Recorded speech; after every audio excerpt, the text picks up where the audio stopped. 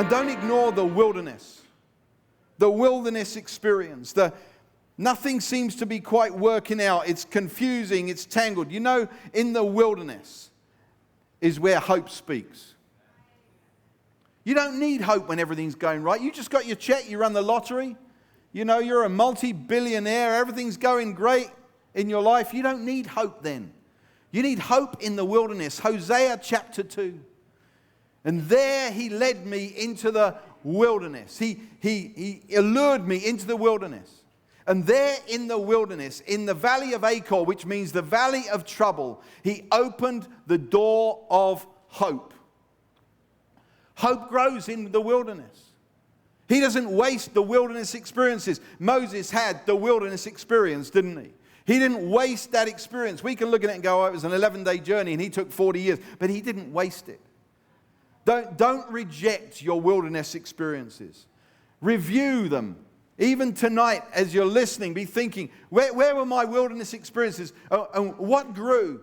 Because I'll guarantee you this. There were times in your wilderness where you began to grab hold of some hope. It might have just been the crack in the door. He just opened that door just a little bit. Because hope doesn't grow when everything's going great.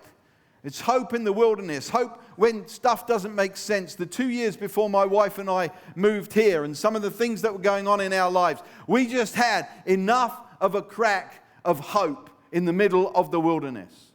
We first visited here in 1999.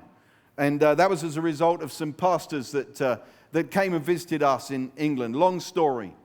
Incredible, though, that Bill gave them permission to visit us.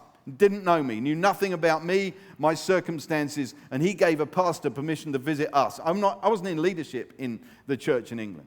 And as a result of that, we came out here, and my wife's absolute number one dream was to get here. She wanted to get here. And it seemed impossible. Absolutely impossible. And in fact, Easter 2000, I shut the door. I made a decision that we were going to wait at least another year for a variety of circumstances. A very painful decision. I've still got the wounds from it, to be honest. But and I shut the door. Easter, April 2000. I got back to my office after that trip, having shut the door, and I'm sitting at my desk one day, and the phone rings. And the other end of the phone is the chairman of Prison Fellowship, England and Wales. And she said to me, are you Paul Manwaring? Paul Manwaring. You're the governor sold out for Jesus. We call prison wardens governors in England. I said, I guess I am. I guess that would be me. She said, I'd like you to come to Texas with us. I'd like you to visit a prison in Texas. I don't have any money. I've just been backwards and forwards to California 4 times in about 8 months. I do not have any money. I'm not asking you for money. I just want you to come.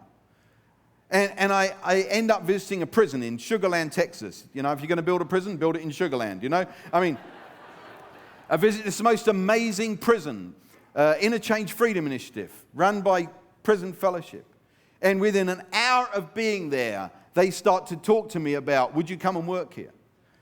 It was just enough of a crack in the door to know America isn't closed right now. It's just enough. Hope grows in the wilderness. Don't discount your wilderness experiences.